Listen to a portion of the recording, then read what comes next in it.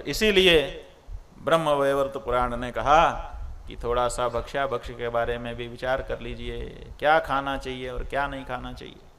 जिनको अपने अंतःकरण को सात्विक बनाना है और सात्विकता का आनंद लेना है, उनको क्या खाना चाहिए और क्या नहीं खाना चाहिए। भक्ष्यम किं वाप्यभक्ष्यम वा द्विजानां गृहिणां प्रभो यतीनां वैष्णवानां च विधवा ब्रह्मचारिणां। ये बताइए कि जो सन्यासी हैं, जो वैष्णव हैं, जो विधवा है, जो ब्रह्मचारी हैं और जो सद्गृहस्थ हैं, जिनको अपना अंतःकरण सात्विक बनाना है, उन लोगों को क्या खाना चाहिए और क्या नहीं खाना चाहिए। तो खाने पीने के मामले में ये है कि कुछ लोग तो निराहार रहते हैं, वो कोई आहार करते ही नहीं हैं, और कुछ लोग वो आहार करते हैं। लेकिन आहार में क्या करते हैं? आहार आजकल तो दो आहार हो गए हैं, एक वेज और एक नॉन वेज। माने शाकाहारी और मांसाहारी शब्द हिंदी में अनुवाद करते हैं उसका। लेकिन हमारे यहाँ अलग अलग तरह के आहार करने वाले लोग हैं। रामचरितमानस में जब राम जी जंगल में जाते हैं तो वहाँ तरह तरह के मुनियों का दर्शन करते हैं।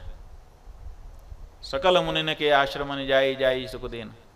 अब दीन की लीन पता नहीं, क्योंकि केवल देने के लिए तो गए नहीं होंगे, उनके दर्शन का, उनके संस्पर्श का, उनके सत्संग का लाभ भी लिया ही होगा।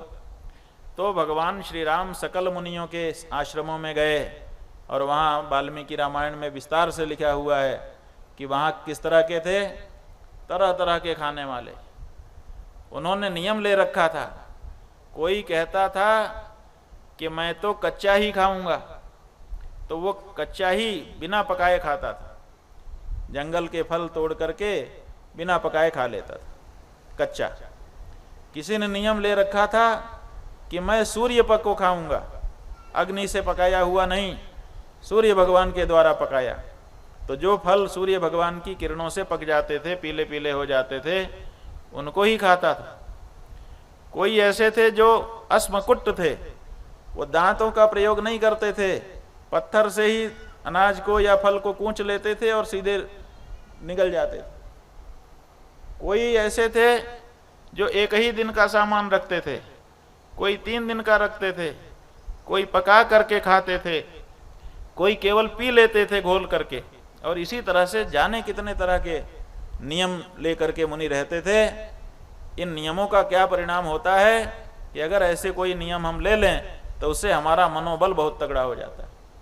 अपने मनोबल को, जो सामान्य लोग हैं वो अपने शरीर के बल को बढ़ाते हैं, जो संत महात्मा हैं वो अपने मनोबल को बढ़ाते हैं। तो ये जो नियम हैं, इन नियमों से, व्रत उपवास आदि से मन का बल बढ़ता है।